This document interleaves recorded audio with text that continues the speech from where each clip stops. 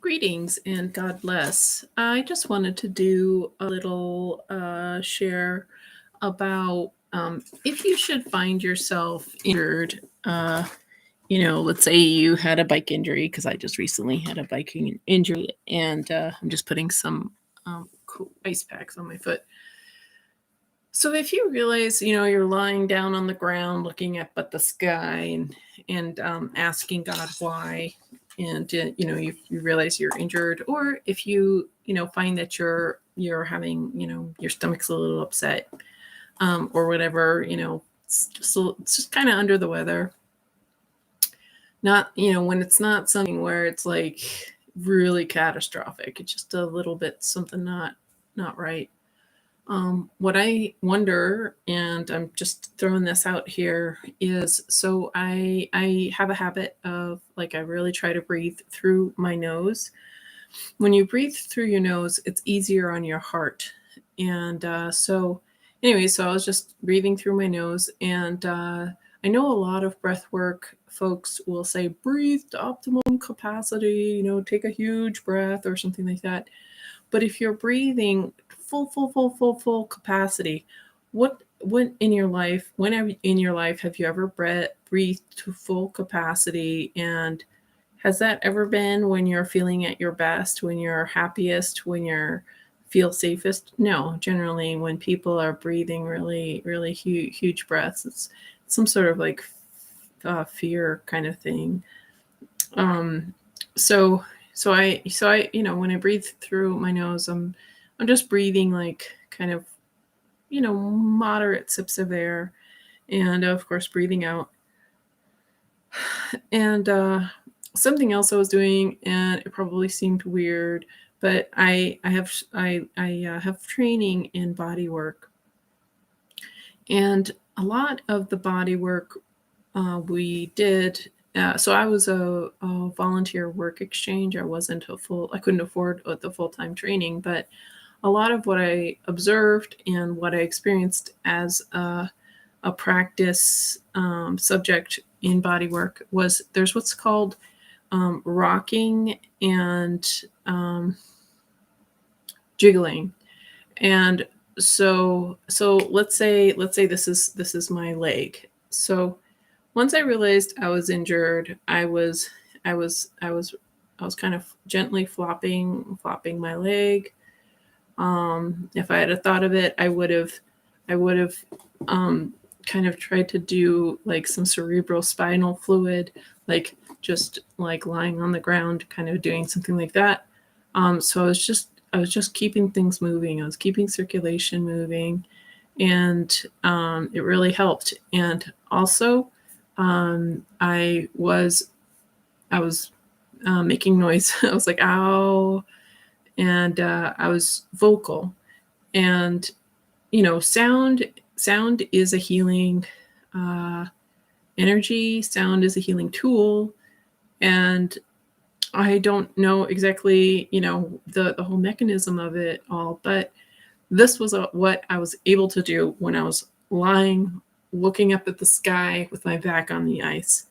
So I was rocking or shaking my wounded foot and leg in a gentle way. There was nothing, sticking out, no blood or whatever. It was just a terrible.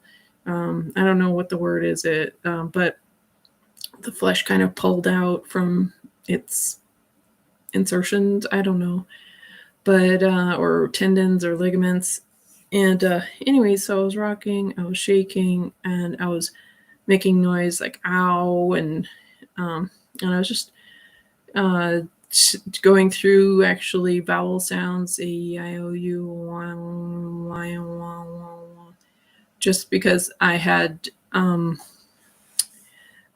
used to listen to this audiobook called Music as Medicine. So anyways, these are things, when you're find yourself in a unfortunate, injured, or somewhat ill situation.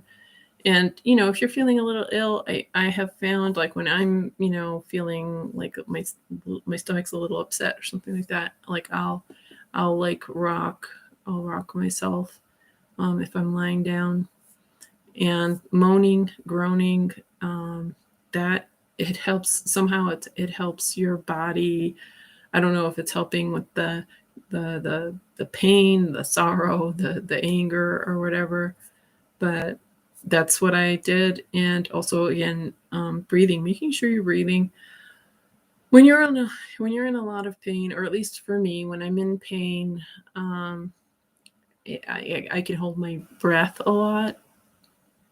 So it's really important to have a relaxed belly, and just do your best to breathe in and breathe out, and also have just as much progressive muscle relaxation as possible in your body. And I would practice these things now.